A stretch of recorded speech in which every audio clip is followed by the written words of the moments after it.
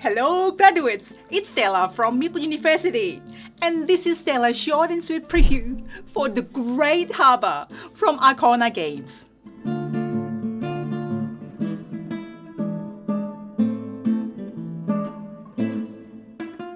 Welcome to The Great Harbor, folks, where you will find opportunities for a new life, a new job, and possibly a new appreciation for why paying taxes is actually good.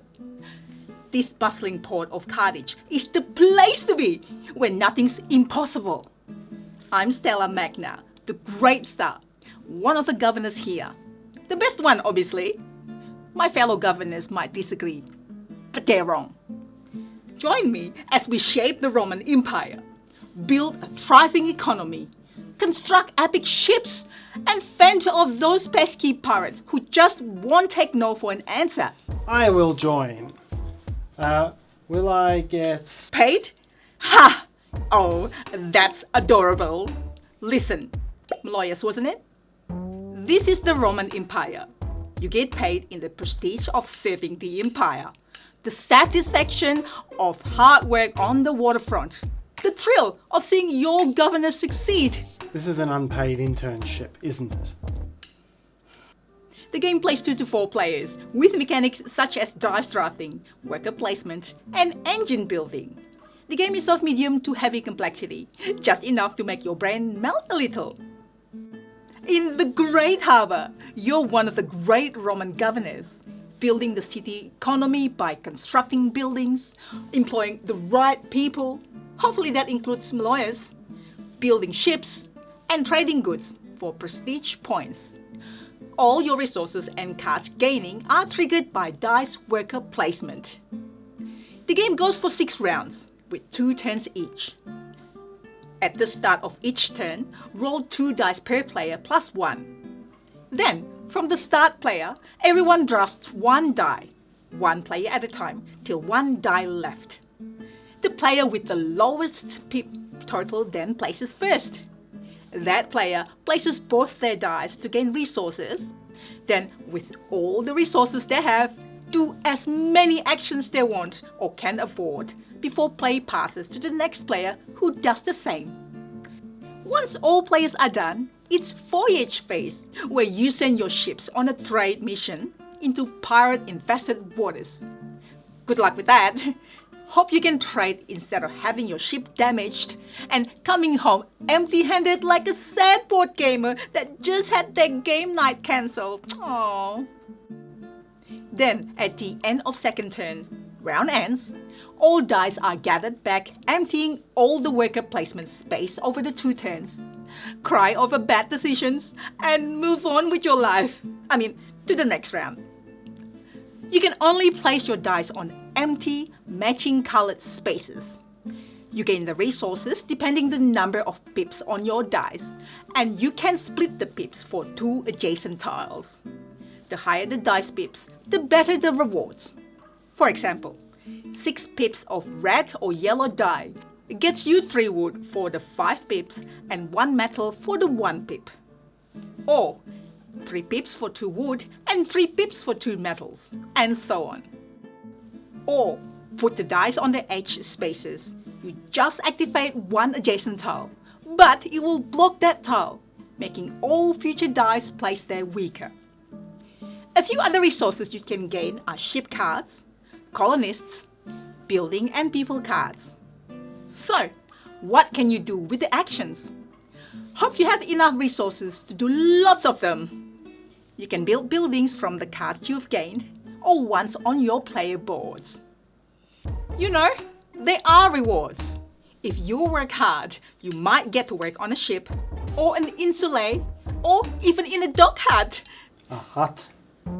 Yes, in other words, tiny overpriced apartment, but in prime harbor real estate, with beautiful view of the Mediterranean Sea, the soothing sound of friendly seagulls. Hey, come back! It's a limited time offer. I need the commission to pay off my chariot. There are a variety of building cards that will help your game, and ones on your player board. They'll make certain actions more powerful and provide endgame prestige, like the interlace, let you produce luxury goods for trade if you activate with a colonist. Dock Hearts will repair your ship from pirate attack. Market Square lets you trade 2 of your resources for one other, and so on. Pay the cost, and your building is constructed. The people you recruit goes straight to play, maximum 3 or 6 if you build all your insulays. But they need to be activated manually by putting your activation marker on them. And you need to spend favor tokens to remove the activation marker. Manual labor indeed. They could give you advantages though in combat, adding pips to your dice and so on. Building ships works like constructing building. Pay the cost and put in your dock. You can build up to 3 ships of any size, if you can afford it. Each ship has its attack strength, speed, health points, and capacity, and you can assign a colonist permanently to the ship to improve one of the stats. Alright, so what exactly do I do here? Glad you asked. You were a prize fighter, so you're here to fight the pirates. And if you make one wrong move, we could fail to deliver the trade good, collapse the economy, anger the Senate, and end up at the bottom of the harbor. But no pressure.